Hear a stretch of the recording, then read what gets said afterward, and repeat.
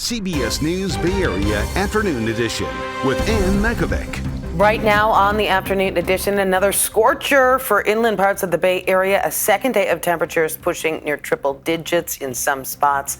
Thanks for joining us this Friday. Let's get straight over to Zoe Mintz for the latest on this mini heat wave. And the really good thing about it is it's not prolonged. What are we looking at, Zoe? Yeah, and I like that you call it a mini heat wave because technically a heat wave is 3 days or more of above average temperatures, and technically they'll stay above average tomorrow, but a big cool down is on the way after today. So if you like the heat, enjoy the sunny skies and the well above average temperatures that we're seeing, especially farther inland. They're still right now sitting in the mid to lower 80s. They'll be getting into the upper 90s in just a couple of hours. But as we step out this afternoon, we definitely notice a little bit more of that fog and a little bit more of that cloud coverage that is streaming through at least areas near the Golden Gate and the western half of San Francisco. This will continue to peel back throughout this afternoon and again allow for a lot of warm weather out there, although it really depends on where you're located. Coastal communities, a couple of degrees within seasonable. Inland areas, about 10 degrees above normal, sitting in the upper 90s. And again, for this time of year, that is well above average, anywhere from a degree or two along the coast to 5 to 10 across those inland East Bay communities. So if you want to head out and about tonight, I don't blame you. Maybe head on out to the Giants game. The Giants versus Dodgers. It should be a good one tonight, but you're going to want to be prepared for a little bit more fog, especially by the end of the game. And I'll let you know how much foggier weather will arrive and when a cool down will persist coming up in my full forecast. Back to you. Thank you, Zoe. Happening now, crews working to douse a recycling facility fire in San Jose. You can see this large column of smoke for several miles. This is happening on Stone Avenue near the Almaden Expressway and Guadalupe Freeway interchange. This broke out at about 9:20 this morning. Firefighters say they're going to be on scene for the next few hours to extinguish flames in this deep-seated metal scrap pile. It's got a lot of challenges for them. Nobody was hurt, though, and at this point, no word on a cause. Good news for people ready to get rid of the trash piling up in their yard because of a sanitation worker strike. Fremont making it a priority to pick up any garbage off the street today, tomorrow, and Sunday. So make sure your black bins are ready if you're in Fremont. We also just learned that people in West Contra Costa County have a new site available to self-drop your garbage. That is One Par Boulevard. Take a look at this. New video of trash building up in Colma. Yuck. Similar scene around the Bay Area as a work stoppage is causing a backlog in pickups by Republic Services. Today is day 4 since about 600 workers walked off the job in solidarity with 40 striking employees in Stockton. The company says that during the work stoppage, it is prioritizing service for essential businesses, including hospitals and nursing homes. A celebration today to mark 10 years since the Presidio Parkway opened. It transformed an iconic San Francisco neighborhood, bringing with it new tunnels and clearing the way for drivers to get through to the western part of the city. Remember this? The Parkway replaced Doyle Drive and made it easier to get to the Golden Gate Bridge. It also created 2 tunnels at the bridge. The 14-acre Tunnel Tops Park was eventually built on top of them. The Presidio Parkway project took 15 years to finish, and today, city officials, including former House Speaker Nancy Pelosi, reflected on the change it brought to the city. This is a real tribute to us, and Mayor, thank you for joining us today and listening to some of the history of all of this. But it is a real tribute to San Francisco that the community, this was a very dangerous road here. I don't want to tell you what we called it, but it's a very dangerous road. So we had to get it done. And the community had this beautiful idea of how we would get it done. Well, Mayor Daniel Lurie praised the Presidio Parkway project, saying it took the dangerous and seismically outdated Doyle Drive and transformed it into a community gathering space. The Presidio Parkway made this area safer for drivers, as you alluded to, Speaker Emerita, and more accessible and welcoming for our residents and visitors. It turned roads into a place where families come to play. It opened up space where kids can run free, where people can meet for coffee or a picnic, all the while enjoying our beautiful view of the Golden Gate Bridge and the San Francisco Bay. While the Parkway opened in 2015, it took another 7 years for the Tunnel Top Parks to officially open to the public. New at noon, all 7 victims killed in the explosion at that fireworks warehouse in Yolo County have now been identified by the coroner. 4 of them are from the Bay Area, including Jesus Ramos and his older brother Johnny from San Pablo. Neil Lee and Christopher Bocog from San Francisco were also killed. That comes after the Yolo County Sheriff's Office did a DNA analysis on the remains found at the site of the devastating pyrotechnics facility. The investigation into last Tuesday's explosion is still underway. Matthew Mueller, whose kidnapping of Denise Huskins made national headlines in 2015, has now been sentenced to another life term for a separate home invasion that happened weeks later. A judge in Contra Costa County handed down that sentence yesterday. Mueller had earlier pleaded no contest to aggravated kidnapping. He confessed to a ransom scheme during an interview last year. He's already serving time for kidnapping Huskins in Vallejo, which police at that point had mistakenly called a hoax. Developing news from Washington, D.C., where the State Department says it is firing more than 1,300 workers, part of the Trump administration's efforts to shrink the size of the federal government. But the cuts are less than many had feared. In May, the State Department told Congress it was planning a reorganization and was looking to cut up to 18% of its workforce. President Trump has arrived in Texas to get a firsthand look at the damage from last week's flash flooding that killed more than 120 people. More than 160 are still missing in Kerr County alone. Karen Hua reports from Kerrville. President Trump and the First Lady arrived in hard-hit Kerr County to survey the devastation and meet with those affected by the catastrophic floods. Before he left the White House, he had this to say about the tragedy. It's a horrible thing. Nobody can even believe it, such a thing. That much water that fast. The visit comes amid questions about the Trump administration's plans to phase out the Federal Emergency Management Agency. The president has signed a disaster declaration for the region, allowing FEMA to deploy its own teams to support local rescue and recovery efforts. The president has said to Texas it needs anything it needs, it will get.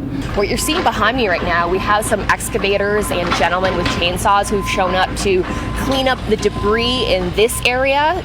Texas Governor Greg Abbott has said they're not going to stop until they find every missing person. Along the Guadalupe River, crews are carefully working through the debris. Every pile, every piece of debris, every vehicle has to be treated differently, so to keep the dignity of humanity. You got to remember there are people that are watching this and they know that their kids are missing. They don't want to see people just eating away at piles of trees. In Kerrville, a memorial wall to the victims continues to grow. This is devastating. I've lived here for 30 years and never seen anything like this. It's so sad. This resident wiped away tears as she came to express her condolences to all those who lost family and friends. Law enforcement officials say there are more than 2,100 responders on the ground working to find the remaining victims, and that includes a task force from the Bay Area. Chaotic scene in Ventura County as protesters clashed with federal agents yesterday. The agents were carrying out an immigration raid at a licensed marijuana grow facility near Camarillo. The U.S. attorney for the Central District of California says agents were serving a warrant at the farm and arrested multiple people for impeding the operation. Chopper footage shows dozens of people were detained and put into U.S. Marshal buses and driven away. There's people in there trying to get their family members out, and then just to push us out, they started tear gassing us, and it burns really bad. It's like we're not really doing anything. 4 people were taken to the hospital. 3 people were treated at the scene. Meantime, the FBI is looking for a man suspected of firing a gun at officers and has offered a reward. ICE raids and court rulings have put some immigrant communities on edge, and now many people want to make sure they understand their rights. As Kara St. Cyr shows us, some are turning to the Alameda County Law Library. Emily Bergfeld is used to sourcing legal help. So these are legal self-help books on topics like tenants' rights, filing for divorce. Bergfeld, a librarian at the Alameda County Law Library, says she's recently seen a steady flow of people seeking information on immigration law. When the immigration orders were more in the news, when there were more executive orders coming out, and when, the the enforcement was increasing a bit. Bergfeld says she noticed the foot traffic increase last month, with more and more people stopping by. Okay, here's some immigration stuff. Looking for information about how to protect themselves and loved ones. These are a lot of old case reporters. Alameda County Immigration Legal and Education Partnership established a hotline in March. Since then, the hotline has already fielded over 1,000 calls. Oh, and here are a few more immigration titles here. Bill Hing, an immigration attorney in the Bay Area, says his office is also inundated with calls. One common question that's being asked is, am I going to get arrested if I go in for my regularly scheduled ICE check-in? Hing says it's okay to research immigration law, but it's best to consult an attorney or reach out to advocacy groups for the best case scenario. Rather than going to a book, go to the Bar Association of San Francisco, or the Bar Association of San Mateo County, or the Bar Association of Alameda County. Bergfeld's revamped immigration law resources in the library, hoping to point visitors in the right direction. For the immigration, we have a separate immigration resources page. A simple way to help people find what they're looking for. Still ahead here at noon and streaming on CBS News Bay Area. Speed is king at the Sonoma Raceway this weekend. We're taking you there ahead of NASCAR's big weekend in wine country.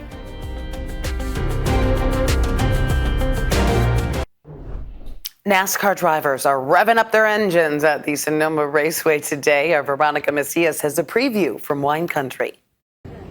Here at the Sonoma Raceway, we're starting to see lots of movement. You have the pit crews who are getting these cars prepped. We talked to some drivers already. They're going to get ready for these ARCA cars to hit the track. They have a lot to practice and then actually qualify. You have so much going on with the Cup Series over the weekend as NASCAR hits California. You have the ARCA Menard Series, the NASCAR Infinity, and the NASCAR Cup Series. This is one of the most challenging tracks for NASCAR. And you have some of the biggest names out here like California native Kyle Larson. Earlier, though, we did talk to driver Brad Perez, who was telling us how physically draining it is when he races this track. He also mentioned the love and the following NASCAR has here in the Bay Area compared to what he sees in the South.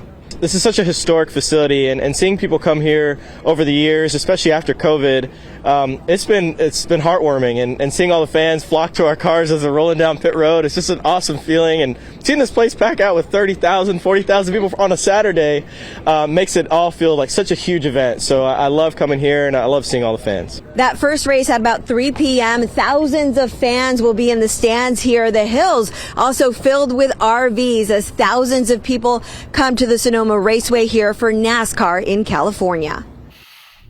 Well, back to our first alert weather. It is certainly a warm Friday, especially inland, as we take a live look over the city. A little bit of fog there, cooling things down. And that's what you always remind us of, Zoe. We have options of where to go depending on what we want this weekend. Exactly. We got a little something for everybody across the bay. There's about a 40-degree temperature spread from our coastal communities to our inland areas. And something I want to show you is the beautiful foggy start to our day that we saw. Quite a lot of that fog was rolling in over San Francisco, but it did not take long. It has officially peeled back, and it's now just streaming in its little fingers through the Golden Gate. So not a beautiful view of the Golden Gate right now. And again, that's keeping those temperatures along our coastal communities a little bit more comfortable. But something that I do want to show you all is, even though, yes, we're dealing with fog, what we're also dealing with a little bit is of smoke, wildfire smoke, actually, from the northern parts of California. This wildfire smoke is creating a little bit of a haze in the Bay Area. It's nothing too crazy. It's really in the upper levels of the atmosphere, so it shouldn't impact air quality too much. We'll continue to keep a close eye on it, but it's just something to notice. We might actually see some even more vibrant sunsets tonight, and you might have noticed the sunrise this morning was extra colorful. It's because of that wildfire smoke. Again, it shouldn't really do all too much, though, in terms of impacting our air quality. Temperatures this afternoon closer to our coastal communities, mid to lower 60s. Areas around the bay, kind of depends on where you're located. Down into the Santa Clara Valley, upper 80s to low 90s. Inland East Bay communities sitting in the upper 90s to potentially, I wouldn't be surprised if a place like Antioch or Fairfield did reach the triple digits once again. North Bay communities, mid to upper 80s. That's a degree or two cooler than yesterday. In San Francisco, mid to upper 60s. That's also a degree or two cooler than yesterday, but an even bigger cool down is going to arrive by tomorrow as onshore winds begin to pick up, and you can actually see the impact of the onshore winds just by looking at those colors. They're not as deep or as dark of red, and by tomorrow will be a lot more seasonable inland in the upper 80s to low 90s all across our inland communities, and then the coast once again going to be in the mid to lower 60s. So the coast isn't really going to be dealing with too many temperature fluctuations over the next 7 days, but who is definitely more of our inland communities. Areas around the bay going to be in the mid 70s, getting back to the low 70s by this upcoming weekend. But again, it's the inland areas that if you like the heat, you enjoy the summertime hotness, today is the last day to appreciate it, or head on over to the coast if you want to enjoy the more comfortable heat. It's going to get more comfortable for everybody though by this weekend and into early next week. Back to you. Thanks, Zoe. New possibility for your pups with new pills being tested. The study finding out if we can keep our senior dogs around just a little while longer. And the Golden State Valkyries back in action this weekend. You can catch them right here on KPIX. They're heading to Vegas tomorrow to take on the Aces. Coverage starts at 1 p.m. We'll be right back.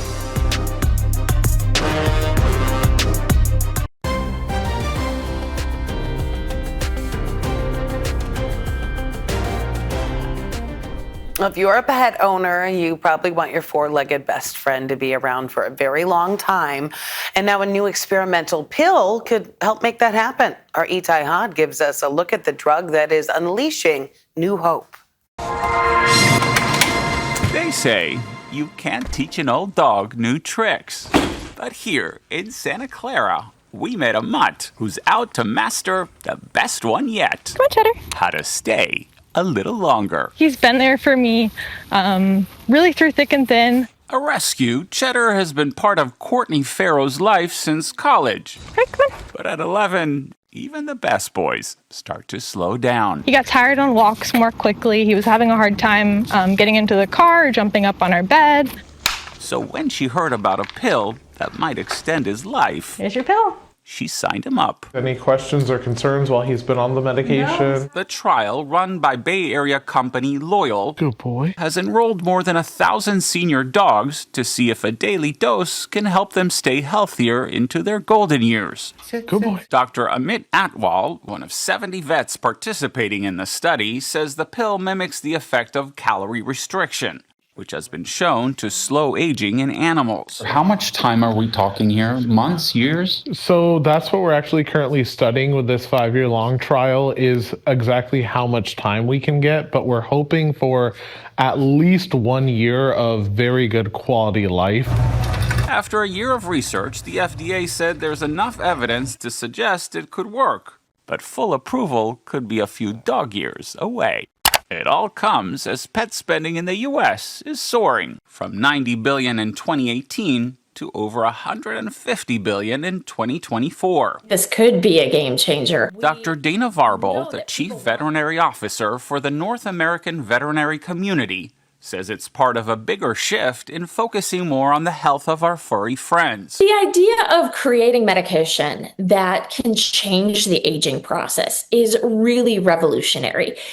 And I'll tell you why. We don't have it coming for humans. So the fact that this is being pursued and being pursued very actively is really remarkable. Come on, let's go. Because when it comes to man's best friend, hitting pause on the clock no longer seems far-fetched. Well, speaking of our precious pups, super dogs in Hollywood are celebrating today's premiere of DC's movie Superman.